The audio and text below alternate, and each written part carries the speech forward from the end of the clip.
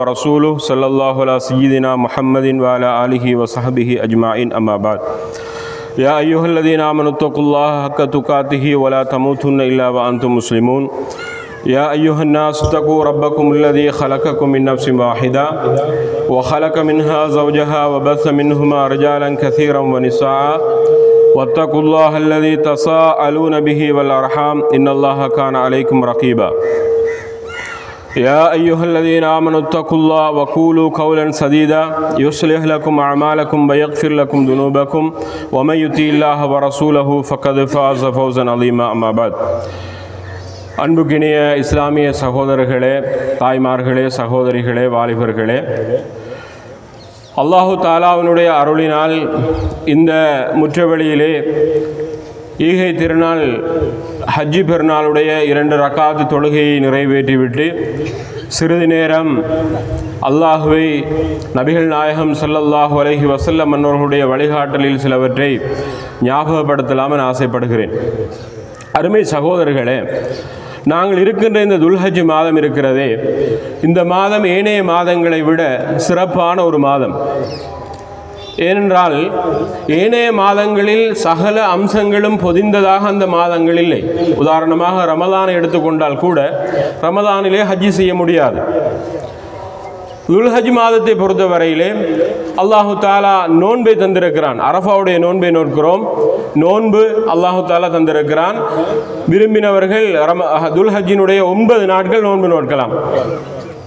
தொழுகை இருக்கிறது, ஹஜ் என்ற இபாதத் இருக்கிறது, தான தர்மங்கள் இருக்கிறது, உலுஹியா என்று சொல்லுகின்ற அந்த பெரிய ஒரு கொடை இருக்கிறது. மனித உடலுக்கு, மனித உயிருக்கு பதிலாக அல்லாஹ்வினால் வழங்கப்பட்ட அந்த உலுஹியாவை கூட நிறைவேற்றுகின்ற ஒரு சிறப்பான கண்ணியமான ஒரு மாதம் தான் இந்த துல்ஹஜ்ஜினுடைய மாதம். எனவே நாங்கள் சொர்க்கம் செல்ல வேண்டும் என்பதுதான் எங்களுடைய நோக்கம். எனவே சொர்க்கம் செல்ல வேண்டுமாக இருந்தால் இந்த அல்லாஹு தாலா இப்ராஹிம் அலைஹிஸ்ஸலாத்து வஸ்ஸலாம் அன்னவர்களை முன்மாதிரியாக சொன்ன அம்சங்களை எங்களுடைய வாழ்க்கையில் எடுத்து நடக்கின்ற பொழுது மாத்திரம்தான் சொர்க்கத்தின் சொந்தக்காரர்களாக நானும் நீங்கள் மாற முடியும் என்பதனை மறந்துவிட முடியாது. அருமையான சகோதரர்களே, இப்ராஹிம் அலைஹிஸ்ஸலாத்து வஸ்ஸலாம் அன்னவர்களுடைய வாழ்க்கையில் இருக்கின்ற முன்மாதிரி, ரசூலுல்லாஹ் ஸல்லல்லாஹு அலைஹி வஸல்லம் அன்னவர்களுடைய வாழ்க்கையில் இருக்கின்ற முன்மாதிரி என்று 2 அம்சங்களை, 1,00,000க்கு மேற்பட்ட 1,24,000 என்று சொல்லப்படுகின்ற அளவு அனுப்பப்பட்ட நபிமார்களுள் அல்லாஹு தாலா முன்மாதிரி என்று சொல்லி இருக்கின்ற இறை தூதர்கள் 2. இப்ராஹிம் அலைஹிஸ்ஸலாத்து வஸ்ஸலாம் அன்னவர்களை ஒரு முன்மாதிரியாக அல்லாஹு தாலா அடையாளப்படுத்துகிறான். ரசூலுல்லாஹி ஸல்லல்லாஹு அலைஹி வஸல்லம் அன்னவர்களை ஒரு முன்மாதிரியாக அடையாளப்படுத்துகிறான். எனவே அவர்களுடைய முன்மாதிரி எங்களுடைய வாழ்க்கையில் பிரதிபலிக்கின்ற பொழுதுதான் நாங்கள் சொர்க்கத்தின் சொந்தக்காரர்களாக மாற முடியும் என்பதனை நாங்கள் மறந்துவிட முடியாது. நான் அவசரமாக சில அம்சங்களை சொல்லி முடித்துக் கொள்கிறேன். இப்ராஹிம் அலைஹிஸ்ஸலாத்து வஸ்ஸலாம் அன்னவர்களை அல்லாஹு தாலா கலீல் ஆக்கினான். நண்பர் என்று சொல்வது ஒரு சாதாரண விடயம் அல்ல. நாங்கள் எல்லோரையும் நண்பராக ஆக்க மாட்டோம். எங்களுடைய அந்தரங்கம், எங்களுடைய ரகசியம், எங்களுடைய சகல விடயங்களையும் அறிந்த ஒருவரை நாங்கள் நண்பராக்குறோம் என்றால் ஊரில் இருக்கின்ற அனைவரும் எங்களுக்கு நண்பர்கள் தான், உறவுகள் தான். ஆனால் அதிலே ஒருவர் இருப்பார். அல்லாஹு தாலா ஒரு நண்பனை எடுப்பதாக இருந்தால் ஹலீலுல்லாஹ் இப்ராஹிம் அலைஹிஸ்ஸலாம் 1,00,000க்கு மேற்பட்ட நபிமார்களை அனுப்பிய அல்லாஹ் அங்கே இப்ராஹிம் அலைஹிஸ்ஸலாத்து வஸ்ஸலாம் அவர்களை நண்பனாக்கி இருக்கிறான் என்றால் அங்கே ஒரு இரகசியம் இருக்கிறது. அதுதான் இப்ராஹிம் அலைஹிஸ்ஸலாத்து வஸ்ஸலாம் அன்னவர்கள் ஏனைய நபிமார்களை எல்லாம் விட அல்லாஹ்வுடைய கட்டளை என்று வந்துவிட்டால் உடனடியாக நிறைவேற்றுகின்ற, உடனடியாக செய்கின்ற ஒரு பண்பாடுடையவராக இருந்தார்கள். அதனால் ஏனைய நபிமார்கள் செய்யவில்லை என்று விளங்கி விடாதீர்கள். அருமையானவர்களே, இப்ராஹிம் அலைஹிஸ்ஸலாத்து வஸ்ஸலாம் அன்னவர்களுக்கு இது கால ரப்புஹு அஸ்லிம், இப்ராஹிம் அலைஹிஸ்ஸலாத்து வஸ்ஸலாம் அன்னவர்களுக்கு அல்லாஹ் நீங்கள் கட்டுப்பட வேண்டும் என்று சொன்ன பொழுது கால அஸ்லம்து லிரப்பில் ஆலமீன், நான் அகிலத்தின் இரட்சகன் உனக்கு கட்டுப்பட்டு விட்டேன் என்று இப்ராஹிம் அலைஹிஸ்ஸலாத்து வஸ்ஸலாம் அன்னவர்கள் சொன்ன விஷயத்தை பார்க்கிறோம். அருமையானவர்களே, 80 வயதுக்கு பின்னால் தள்ளாடும் வயதிலே குழந்தையே இல்லை என்று சொன்ன பொழுது அல்லாஹ்வினால் வழங்கப்பட்ட அந்த அற்புதமான குழந்தை இஸ்மாயில் அலைஹிஸ்ஸலாத்து வஸ்ஸலாம் அன்னவர்களை அறுத்து பலியிடுங்கள் என்று சொன்னான்.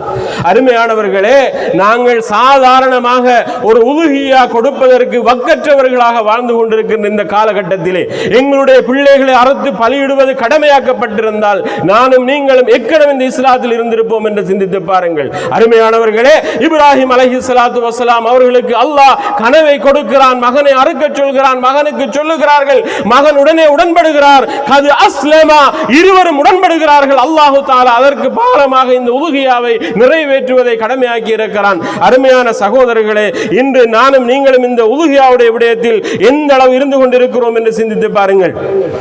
அருமையானவர்களே, இஸ்மாயில் அலைஹிஸ்ஸலாத்து வஸ்ஸலாம் அன்னவர்களை அறுக்க சொன்ன சந்தர்ப்பம் எது சந்தர்ப்பம் தெரியுமா? பள்ளத்தாக்கிலே மனைவியோடு தவழுகின்ற வயதில் விட்டு சென்ற இப்ராஹிம் அலைஹிஸ்ஸலாம் மீண்டு வருகிறார்கள்.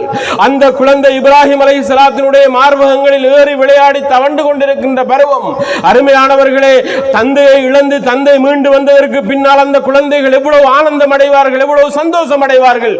அந்த குழந்தை அந்த சந்தோஷத்தை அடைகின்ற பொழுதுதான் இப்ராஹிம் அலைஹிஸ்ஸலாத்து வஸ்ஸலாம் அன்னவர்களை அல்லாஹ் சோதிக்கிறான். நீங்கள் அறுத்து பலியிட வேண்டும் என்று சொல்கிறான். அருமையானவர்களே, சிந்தித்து பாருங்கள். சர்வ சாதாரணமாக எங்களுடைய ஒரு பயணத்துக்கு நாங்கள் 10,000 20,000 செலவு செய்கிறோம். அருமையானவர்களே, நாங்கள் ஒரு சுற்றுலா என்று சென்று விட்டால், எங்களுடைய மனைவி மக்களை அழைத்து சென்று விட்டால், அவர்களுக்காக நாங்கள் அந்த ஒரு நாள் 2 நாள் 3 நாள் பயணத்திலே நாங்கள் 50,000 1 லட்சம் என்று செலவு செய்துவிட்டு வருகிறோம். சர்வ சாதாரணமாக ஒரு விருந்தாளி எங்களுடைய வீட்டுக்கு வந்து விட்டால், அந்த விருந்தாளியை கவனிப்பதற்கு நாங்கள் பல ஆயிரக்கணக்கான ரூபாய்க்கு எங்களுடைய ஊரில் என்ன பெருமதியான உணவுகள் இருக்கிறதோ அவைகளை எல்லாம் வழங்கி அவர்களை கவனிக்கிறோம். நல்ல விடயம்தான். ஆனால் அருமையான சகோதரர்களே, எந்த அளவு கேவலம் என்று கேட்டால், முஸ்லிம் சமூகம் கூட்டு குர்பானி, உங்களால் தனியாக ஒரு ஒட்டகத்தை, ஒரு மாட்டை, ஒரு ஆட்டை வழங்க முடியவில்லை என்றால் நீங்கள் 7 பேர் சேர்ந்தாவது ஒரு மாட்டை கொடுங்கள் என்று சொன்ன இஸ்லாத்தில் இருக்கின்ற நாங்கள் அந்த குர்பானிக்காக நாங்கள் என்ன செய்து வைத்திருக்கிறோம் என்று சிந்தித்து பாருங்கள். அருமையான சகோதரர்களே, ஒரு சில ஏழைகள் இருக்கிறார்கள். அவர்கள் இந்த வருடத்திலிருந்து அடுத்த வருடம் வருவதற்கு முன்னால் அவர்கள் உண்டியல் இடுகிறார்கள், குர்பானிக்காக வேண்டி என்று ஒதுக்குகிறார்கள். அருமையானவர்களே, நானும் நீங்களும் எதனை செய்து வைத்திருக்கிறோம் என்று சிந்தித்து பாருங்கள். விரலிட்டு எண்ணக்கூடிய ஒரு சிலர் தான் அந்த குர்பானியை நிறைவேற்றுகின்றவர்களாக இருந்து கொண்டிருக்கிறோம். அருமையானவர்களே, இன்னும் அதிலும் கேவலம் என்ன தெரியுமா? பல மாடுகளை தனியாக அறுத்து கொடுப்பதற்கு வசதி உள்ள தனவந்தர்கள், செல்வந்தர்கள் கேவலம் ஏழைகளுக்கு என்று சொன்ன அந்த 7 பேர் சேர்ந்து கொடுக்கின்ற குர்பானியில் பங்குதாரர்களாக போகிறார்களே தவிர ஒரு மாட்டையாவது தனியாக அறுத்து கொடுப்போம் என்பதற்கு தைரியமற்றவர்களாக, ஈமானில் இஸ்லாத்தில் விளங்காதவர்களாக, இஸ்லாத்தினுடைய சுவையை அனுபவிக்காதவர்களாக, சொர்க்கத்தை விரும்பாதவர்களாக வாழ்ந்து கொண்டிருக்கிறோம் என்றால் அருமை சகோதரர்களே, நீங்கள் யாரும் அதனை மறக்க மாட்டீர்கள் என்று நினைக்கிறேன். அருமையானவர்களே, இரண்டாவது அம்சமாக அல்லாஹ் ஹலீலாக இப்ராஹிம் அலைஹிஸ்ஸலாத்து வஸ்ஸலாம் அன்னவர்களை ஏன் தேர்ந்தெடுத்தான்? இன்ன இப்ராஹிம் லஹலீமுன் அவ்வாஹுன் முனீப். அல்லாஹ் தஆலா குர்ஆனிலே சொல்லுகிறான், இப்ராஹிம் அலைஹிஸ்ஸலாத்து வஸ்ஸலாம் அன்னவர்களை பொறுத்தவரையிலே அவர் கருணை உள்ளவராக இருந்தார். அதே போல இன்னல்லாஹ மஅஸ் ஸாபிரீன், அல்லாஹ் பொறுமையாளர்களோடு இருக்கிறானே, அந்த பொறுமைக்கு சொந்தக்காரராக இப்ராஹிம் அலைஹிஸ்ஸலாம் இருந்தார்கள். அருமையானவர்களே, எங்களுடைய ஒரு குழந்தை, எங்களுடைய தாய், எங்களுடைய தந்தை, எங்களுடைய உறவு ஒன்று மரணித்து விட்டால் அதை கூட தாங்க முடியாத நாங்கள் எத்தனையோ காலம் வருடம் நினைத்து அழுது கொண்டிருக்கிறோம். ஆனால் இப்ராஹிம் அலைஹிஸ்ஸலாத்து வஸ்ஸலாம் அவருடைய பொறுமையை பாருங்கள். மகனை அறுத்தார்கள். இரக்கமான அந்த தள்ளாடும் வயதில் கிடைத்த அந்த ஹாஜரை பள்ளத்தாக்கில் விட்டு சென்றார்கள் என்றால் அருமையானவர்களே, எந்த அளவு அந்த இப்ராஹிம் அலைஹிஸ்ஸலாத்து வஸ்ஸலாம் அவர்கள் பொறுமையாக இருந்திருக்கிறார்கள் என்று பாருங்கள். அதே போல அல்லாஹ் இப்ராஹிம் அலைஹிஸ்ஸலாத்தை பொறுத்தவரையிலே எல்லா விடயங்களுக்கும் நான் அல்லாஹ்வின் பக்கம் திரும்ப வேண்டும், அல்லாஹ்வின் பக்கம் திரும்ப வேண்டும் என்று சிந்தனையோடு வாழ்ந்தார்கள். இன்னா லில்லாஹி வ இன்னா இலைஹி ராஜிஊன், மையத்துக்காக மாத்திரம் நாங்கள் பயன்படுத்திக் கொண்டிருக்கின்ற வார்த்தை. அருமை சகோதரர்களே, ஒரு துக்கம் நிகழ்ந்தால், ஒரு கஷ்டம் வந்தால் பயன்படுத்துமாறு சொன்ன இஸ்லாத்தில் இருக்கின்ற அந்த வார்த்தை நாங்கள் மரணத்துக்கு மாத்திரம் சொல்லிக் கொண்டிருக்கிறோம். நிச்சயமாக சத்தியமாக இன்னா லில்லாஹி வ இன்னா இலைஹி ராஜிஊன். நானும் நீங்களும் நிரந்தரமாக வாழ்ந்து வந்தவர்கள் அல்ல. எந்த பட்டம், பதவி, சொத்து, செல்வம் எவ்வளவுதான் இருந்தாலும் அருமையானவர்களே, உயிரை அவரால் பாதுகாக்க முடியாது. எத்தனையோ மன்னர்கள் எல்லாம் மரணித்த இந்த உலகத்திலே வாழ்ந்து கொண்டிருக்கிறோம். எனவே மரணம் என்பது மாத்திரம் நிச்சயமானது. அந்த மரணத்தை எந்த மகானாலும் தடுக்க முடியாது என்பதனை நாங்கள் மறந்துவிட முடியாது. எனவே அருமையானவர்களே, மரணம் எப்போது வரும் என்று தெரியாதவர்களாக நாங்கள் இருந்து கொண்டிருக்கிறோம். இப்ராஹிம் அலைஹிஸ்ஸலாத்து வஸ்ஸலாம் அவர்களுக்கு வந்த சகல சோதனைகளையும் அவர்கள் வெற்றி அடைந்தார்கள். எனவேதான் மக்களுக்கு இமாமாக நாங்கள் அவரை ஆக்கினோம். எனவே அருமையானவர்களே, இப்ராஹிம் அலைஹிஸ்ஸலாத்து வஸ்ஸலாம் அன்னவர்களுடைய சோதனைகள் ஏராளம்.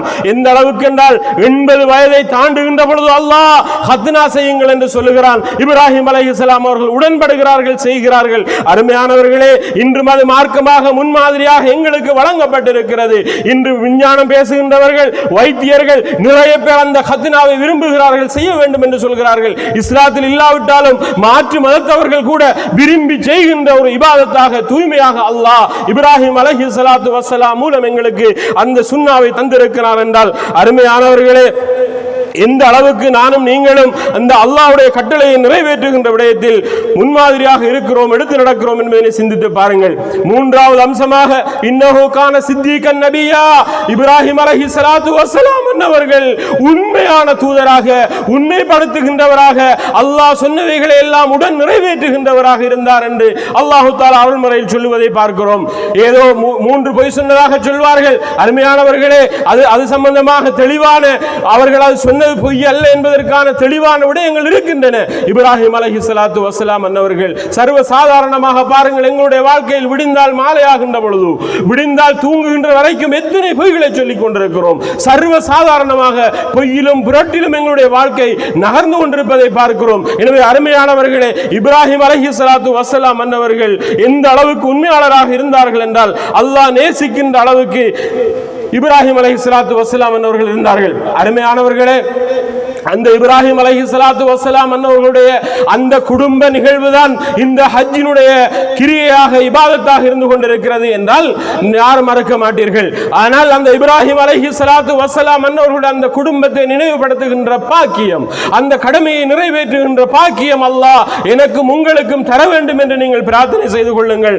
அருமையானவர்களே, அருள் நிறைந்த பூமி, அல்லாஹ்வுடைய அருள் நிறைந்த பூமி, அல்லாஹ் தஆலா மொத்த நபிமார்களும் தரிசித்த பூமி அந்த மக்கமா நகர். அருமையானவர்களே, அதற்கு செல்வதற்கு யாருக்கெல்லாம் பொருளாதாரம் இருக்கிறதோ, உடல் வலிமை இருக்கிறதோ, அவர்கள் அந்த கடமையை நிறைவேற்ற கடமைப்பட்டிருக்கிறார்கள். சர்வ சாதாரணமாக நானும் நீங்களும் நினைக்கின்ற சின்ன அம்சங்கள் எல்லாம் ஹஜ்ஜை தடுக்கின்ற அம்சங்கள் கிடையாது. எந்த ஒரு மனிதன் பருவ வயதை அடைந்து விட்டானோ அவனுக்கு அந்த கடமைகள் வந்துவிடும். மாறாக நாங்கள் நினைப்பதை போல வீடு கட்ட வேண்டும், என்னுடைய குமர் பிள்ளையை நான் திருமணம் செய்து வைக்க வேண்டும், நான் வாகனம் வாங்க வேண்டும், பொருளாதாரத்தில் முன்னேற வேண்டும், எல்லா கடமைகளையும் நிறைவு செய்துவிட்டு மகளுடைய திருமணத்தை முடித்துவிட்டு, மகனுடைய திருமணத்தை முடித்துவிட்டு நான் 70 வயது 60 வயது ஓய்வு பெற்றதற்கு பின்னால் சகல பாவங்களையும் செய்துவிட்டு அந்த பாவங்களை எல்லாம் கழுகி துடைப்பதற்கு தான் நான் மக்காவுக்கு செல்ல வேண்டும் என்று கங்கணம் கட்டி கொண்டிருக்கின்ற நாங்கள், அருமையானவர்களே, நாங்கள் இவ்வாறு இருக்கின்ற பொழுது, எங்களுடைய மகன் உயிரோடு இருக்கின்ற பொழுது, எங்களுடைய மகள் உயிரோடு இருக்கின்ற பொழுது, எங்களுடைய மனைவி உயிரோடு இருக்கின்ற பொழுது, எங்களுடைய சொத்துக்கள், செல்வங்கள், கடைகள் அனைத்தும் உயிரோடு இருக்கின்ற பொழுது அல்லாஹ் எங்களை எடுத்து விட்டால், எங்களுடைய உயிரை அல்லாஹ் எடுத்து விட்டால் அந்த கடமையை யார் நிறைவேற்றுவார்கள்? அருமையான சகோதரர்களே, வெறும் கேவலமானவர்களாக நாங்கள் இருந்து கொண்டிருக்கிறோம். எந்த ஒரு ஏற்பாடும் கிடையாது.